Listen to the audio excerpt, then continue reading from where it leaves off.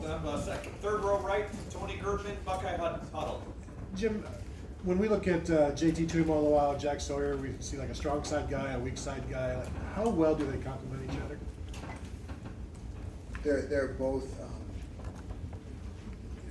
they're the consummate defensive linemen in terms of being active, athletic, but also big and strong.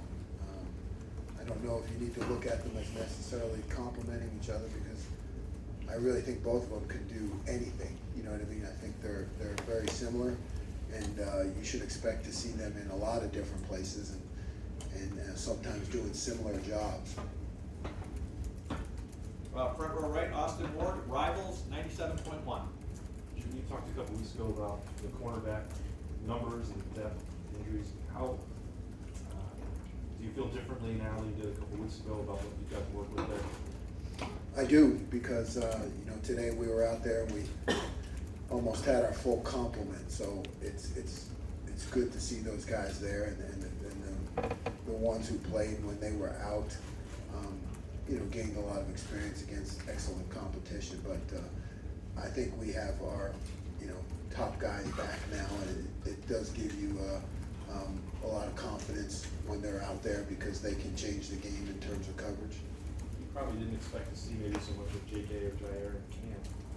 That seems like it could be a benefit in the long run for you. Yeah, I think anytime these things happen in football, you got to be next man up, and it all pays off down the road because of the experience that they get. That they may not have gotten those reps, and we'll need them throughout the course of the season.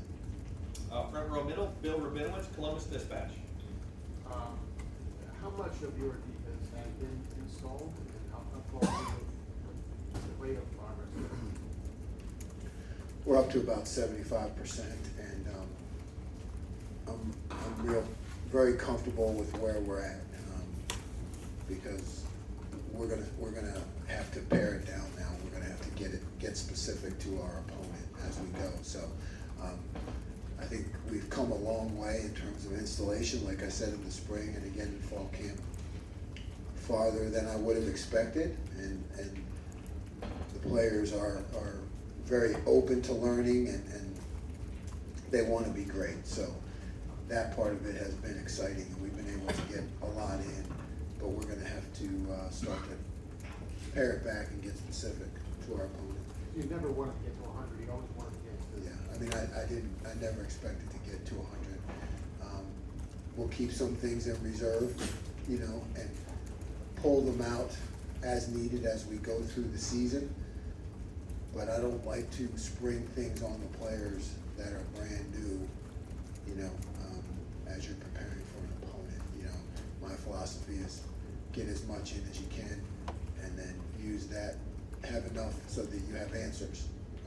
I think we've always been good in the second half. That's not because we're creating new things. It's because we're pulling from a tool chest that already has answers in it, and they're aware of it, and they know how it works. With 2 weeks left, less than 2 weeks, what's your biggest concern on defense?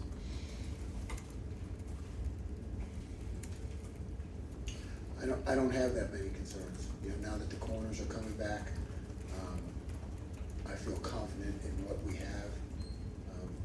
Just seeing it in an actual game live situation, that's every year for a football coach. The first time you put them out there, you want them just to play as well as they can. I have no concern for them. We'll go Nathan Baird, second row middle, Nathan Baird, Cleveland.com, and right after that, Rob Aller, Columbus Dispatch. Jim, I asked you specifically about J.K. Johnson the last time I talked to you, and at that time you were like, I have to really you obviously saw him like that. What were your impressions? Yeah, J.K. has really stepped up. I mean, he's increased his competitive level. He's increased his knowledge of the defense. He's just put himself in position where we feel comfortable putting him in the game. He's grown up pretty quickly. Are you optimistic that Jordan will be available for the first game? And I guess where do you see, because he's been limited a little bit in camp, where his development is? Yeah, I don't know about that. Like I say, above my pay grade, not my bailiwick. Let's see. Rob Aller, Columbus Dispatch. Jim, you just talked about this, the crucible moment of going from practice, everything's come together, you're comfortable, you're confident, to the bright lights, to the game. You've done this a while. Can there be a big difference? Have you, you know what I mean, that step up, how big a step up is that? It depends on the experience you have, you know. Fortunately, we have guys who have played a lot in games. I think that matters. That's important. And, you know, certainly if you have someone who's never played in that kind of arena with all that on the line, it can be of concern. But I think we have enough experience. And plus the offense that we go against every day certainly tests us, you know, and we try to treat practice like a game, and I'm on them all the time during practice, even though we're maybe in some mismatched situations. I want to explain everything to them, why it happened, you know, when it did happen.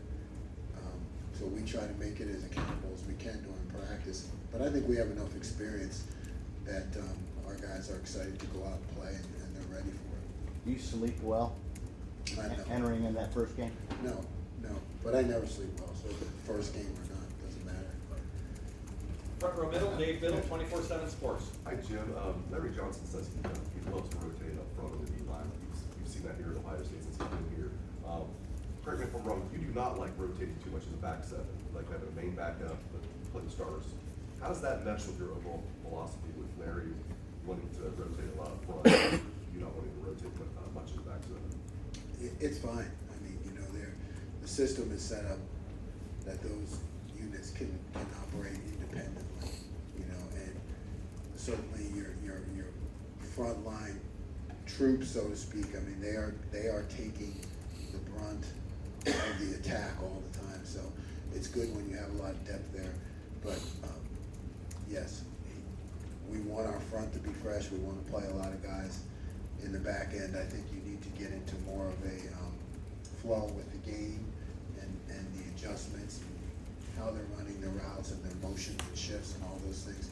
So I feel like it's more important that those guys are in there and they see everything. But we rotate freely up front. That's great. Just one more for me.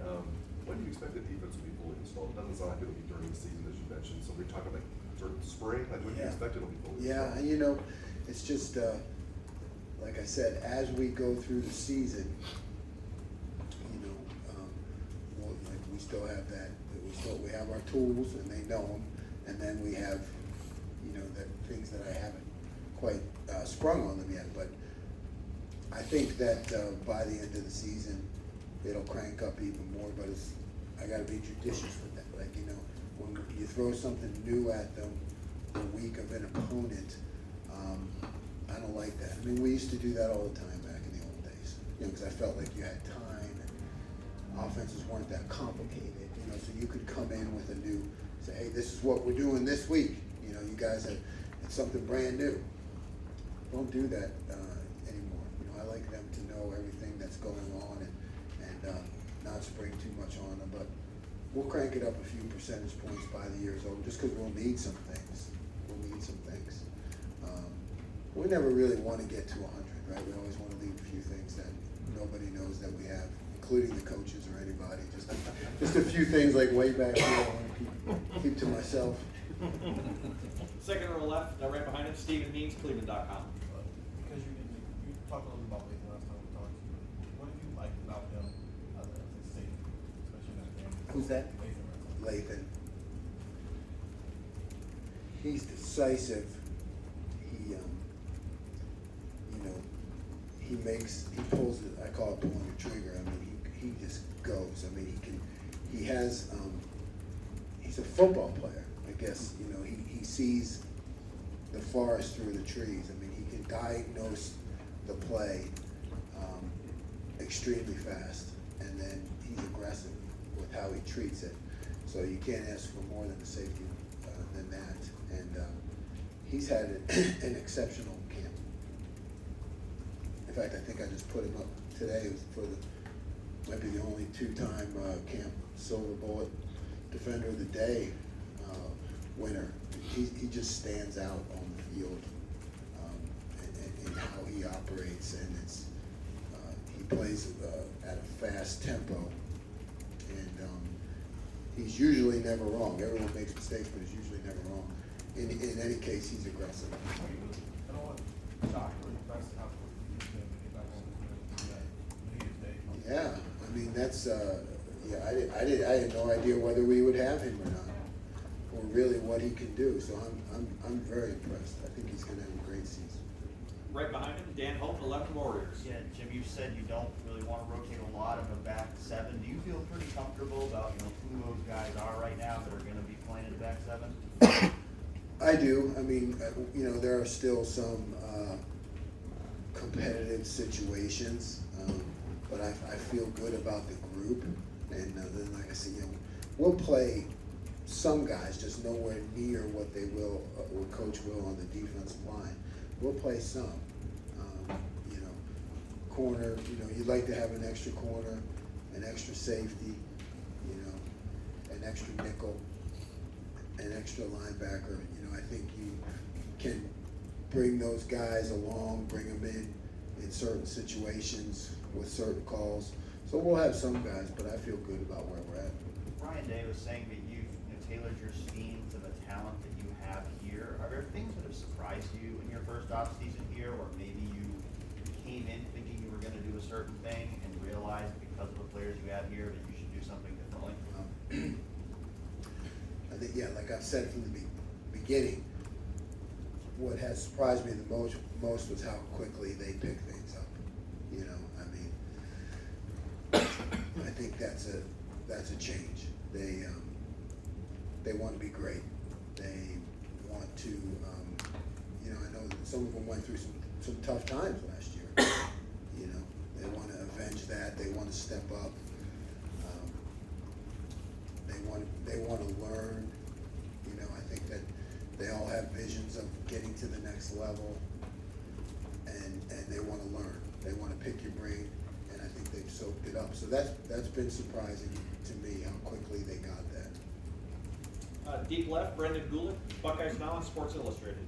Coach, this is such a broad question, but can you give us a sense of the pride that this group takes in trying to be a silver bullet defense? Because the last couple of years haven't lived up to that moniker. Yes, we talk about it all the time. It's the first thing that comes up when we have our unit meetings, and we talk about that legacy. So it's mentioned every day. We don't talk about the past at all.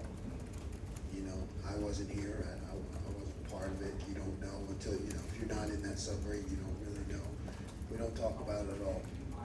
But we do talk to creating something special with the defense, reviving that silver bullet culture, having a defense that the fans can be proud of, and their parents and the rest of the team can look at as a strength. And we, really, there's no reason not to. Everything else at The Ohio State is top 5, and why shouldn't the defense be? And then we live it. You watch them on the field, and then when you go over their mistakes and things that happen, you can tell that that they take the pride there, because they're serious about it. They want to fix it. They want to answer why it happened, and I think that's all part of living up to that legacy. I know you don't want to necessarily single out individual guys, but just the progress that you've made so far as a unit through camp. Are you further than you thought you'd be? Are you kind of where you thought you'd be? Are there certain areas you feel like you got to catch up on? We are further than I thought we would be. Absolutely. We have been able to create competitive situations against what arguably is the best offense and the best offensive coaches in the country, and we have been able to be competitive, and that's a big deal, because you can only get better in practice, and that depends on who you're going against, what tempo, the situations, what's your attitude? And it has been competitive the whole time, and you know, now we have to replicate that on the field. But you feel better about it because you've seen it in practice. You know, you can't not get done in practice and say, well, game day we're going to step up. You know, we're going to holler at each other and smack each other in the helmets, and that's going to make us play better. No, you have to do it on the grass. So I feel great about our competitiveness against you know, what is a great offense on a daily basis. Front row right, Joey Kaufman, Columbus Dispatch. As part of Connie Eichenberg, you mentioned the other week that you said somebody really makes mistakes. I guess it seems to have a pretty good understanding of your defense. And for somebody who plays in the middle with a lot of responsibilities, how, I guess, does his timeline and picking up things compare to the guys who have in Notre Dame? Yeah, he's ahead of anyone I've had in terms of the pace that he's picked it up, which is great because we need it. You know, he's our guy there in the middle. His learning capacity, his ability to correct mistakes when he does make them, which is not often. You know, be accountable, figure them out, and you know, not say much. Just take notes in his notebook, and he's a quiet guy, and just get better. But his pace of learning is fantastic, and we're confident with him as our leader. What other traits do you like about him? He's able to process, you know, quickly. He's able to, you know, read his keys because they change at times, you know, and he's able to read the offensive formation and play and diagnose, see what's coming before it happens, and that's a big deal for a linebacker. And just, you mentioned kind of the way you spend right and sit down and things like stuff. Is there a carryover effect with guys in the rest of the room and the team? What sort of effect that? Yeah, because they see him. He's a serious dude, man. He just takes the game serious. He takes his learning experience serious. You know, he wants to know things. He's not jacking around, and you know, guys follow that. They see how he operates, you know, as a professional, and they pick up on it. Third row left, Bill Landis, Rivals. Jim, your two backers last year played like 90% of the snaps. I think your safeties were like 85% of the snaps. Do you envision that being similar here, or do you think you might have a little more depth where maybe it's not as dramatic as it was before? Yeah, it's a good question. I think we have a little more depth here. You know, I think it's still going to be swing more to the top group, but we do have more depth here than I've had in the past, so there'll be more guys that play. And it sounds like you have, I don't know, 5, 6 safeties you feel pretty good about. When it comes to working all of those guys into a game and the length and the report, is that a case where you feel good putting those guys in no matter what, along with like Ronnie and Josh just rotating, or is it more opponent game plan specific when it comes to getting those guys? Yeah, it's both. I mean, you have to feel confident with them playing at any time, right? Because if you're a backup, you're one play away. So you gotta be confident with them playing at any time. But then you have the other part of control, you know, which this is a tough game to control from a defensive standpoint, right? I mean, we're playing defense, and by that nature, you know, you're not in control. You try to take back control. I think we do that well with some of our aggressiveness. You know, the TFLs and sacks, that's our way of taking back control. But we do have control over substitution, like, and how you can get a guy in a certain situation so that he'll succeed.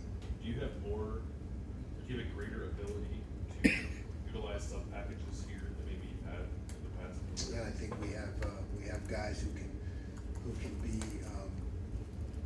combo guys, you know, true combo guys, and by that, you know, you have a combo guy who's a D-line linebacker combo guy, but the tougher one to find is the combo guy who's a DB linebacker. You know, you look at Court, and he's got a real shot in that role. You know, so you could have him in the game, and he could be a linebacker, or at the same time he could be a safety. so it doesn't give away your hand as much, you know. Got time for just a couple more. Second row middle, Doug Maurice, Cleveland.com. Jim, the progress has the Jack become the Leo yet at this point, or what's the progress of that position? No, I think we've made a lot of progress, but we're not quite to that point yet. You know, there are still certain roles and defining factors that that may take a while. You know, it may take the whole year to find, okay, how are we able to have this guy on the field and have him do, you know, 3 different things. So it's a work in progress, and we'll see as they get into live action, you start to see, okay, this guy can handle this. Can he handle that? Can he handle that? Can he handle that? You know, when you get to the point where one guy can handle any call that I make, you know, that's when it really goes to that next level. You know, where you don't have to pair your package to, okay, when this guy's in there, I got these 5 calls. You know, when it's perfect, and that takes a while. You know, one guy's in there and you got every call you could possibly have. You guys in the opener will face one of the best tight ends in the country, Michael Mayer at Notre Dame. What's the kind of skill set? What kind of player defensively are you looking for to utilize in matchups like that against a pass catching tight end who's You know, you have to have someone who has size, so he just doesn't get bodied out, and you need to have someone who is able to play the run, because typically he's around the ball, and going out at the same time. So you really need to have a bigger player, someone that can get his hands on him early, because you just don't want to let him run free. I mean, everybody needs to know where he is, and including the linebackers. You know, even if you're not covering him, you need to know where he is. So you can be a factor in defending him. And the guys on this roster who would fit that description are big, maybe. I mean, I think you could, yeah.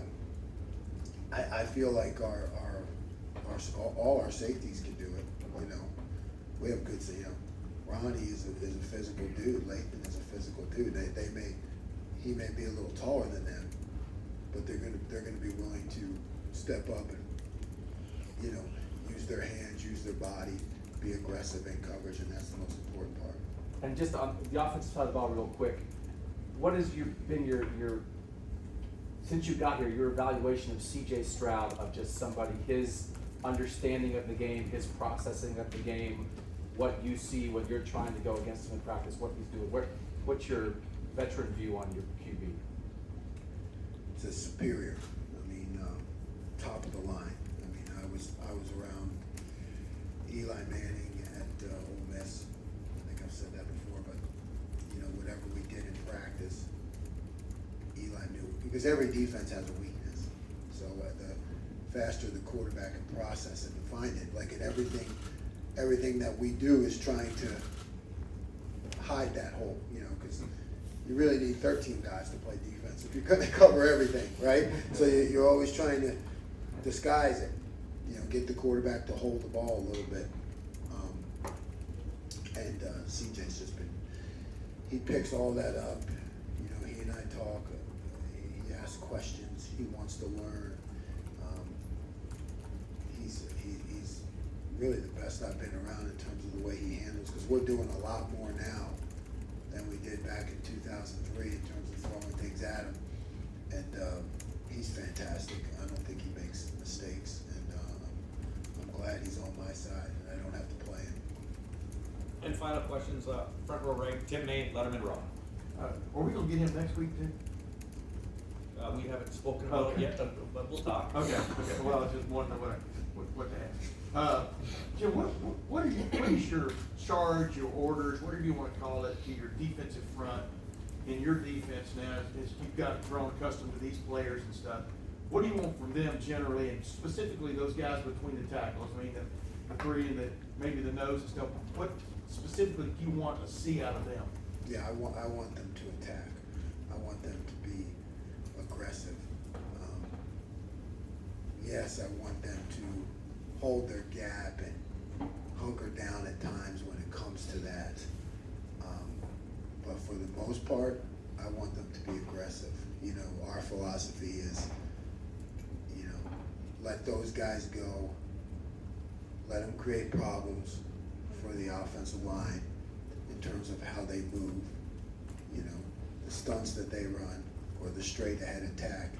The way that we do things with the package, the whole goal is to put the offensive linemen, the offense, you know, kind of on their heels. So when they step, they don't quite know what they're gonna get. It's that brief second of indecision that allows our guys to attack and create a new line of scrimmage. And look, if they get out of their gap, linebackers have to cover for them. That's the way it works when you have aggressive guys. So I really want them to be fresh. I want them to attack. I want them to think about making plays. You know, I don't want them to just have to hunker down and hope. There's going to be times that they know they have to do that, and they're willing to do that for the team, because that's what happens sometimes where they have to do it. But we want to clear the double teams off them. We want to get them freed up. We want to create as many through our disguises and bluffs and movements. We want to create as many one-on-one matchups as we can get up front. The more one-on-one matchups we can get with those guys feeling free to be able to operate, we're going to win. And toward that end, there have been a couple of guys that have jumped out at you over the last 2 weeks. I mean, that have surprised you, whatever you want to call it. I mean, a couple of young guys stepping up. I mean, Yeah, I mean, you know, I feel we are so deep and so talented up front that you could really name any of them. And I'm not trying to be political there, but I mean, we really have a lot of depth, a lot of talent, a lot of guys that are willing to go hard and play hard. So you're going to see a lot of guys play, and you're going to see a lot of guys make plays. one of the last one, is it an advantage to you that Notre Dame went against your defense even though you weren't there? Is it an advantage in a preparation standpoint of seeing how they tried to adjust or whatever to the defense that you put in? Anyway, you know, in absentia, you weren't there, but is it giving you a little bit of a preparation advantage? I don't know about advantage, but I know that it helps me to see how a team responds to the defense, you know, your defense, and you know, or because when you play an opponent, you're usually trying to find people that they've played that look like you, so you can have an idea. But you know, we're able to gather some knowledge from that. So I don't know about advantage, but I know it's good for me to be able to see that for sure. Okay. Coach, thank you very much. Thank you. Jim.